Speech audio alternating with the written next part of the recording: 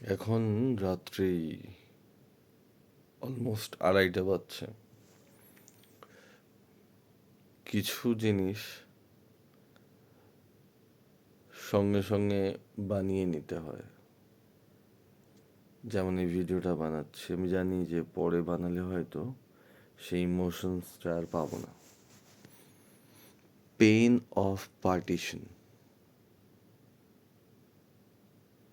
হঠাৎ করে এই কথাটা কেন বলছি?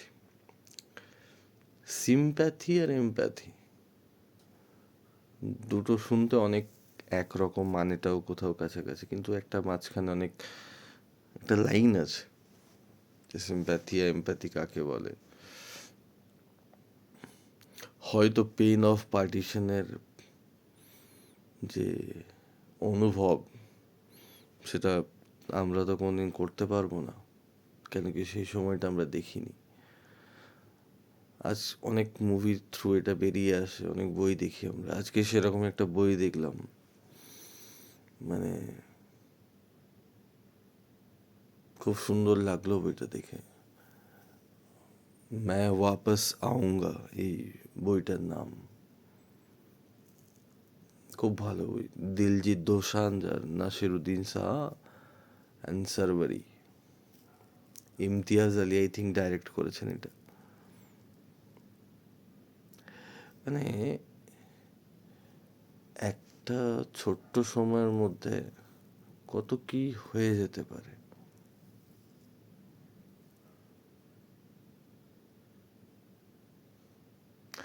মানে মানে কিছু কিছু জিনিস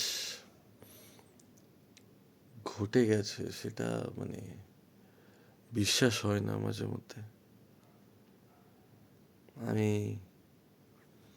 জানি না, মানে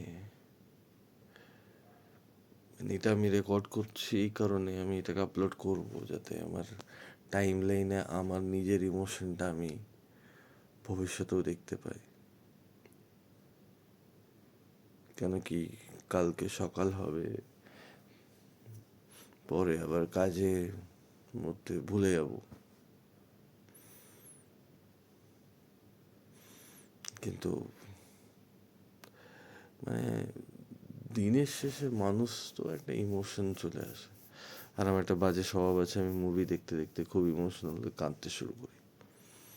আর আমি কাঁদি, কাঁদাটা কোনো খারাপ জিনিস নয়, বাট আমি মানে সত্যিই খুবই লজ্জিত মানুষ হিসেবে যে মানুষও এরকম কাজ করে। কত হিংস্র হয়ে যায় মানুষ।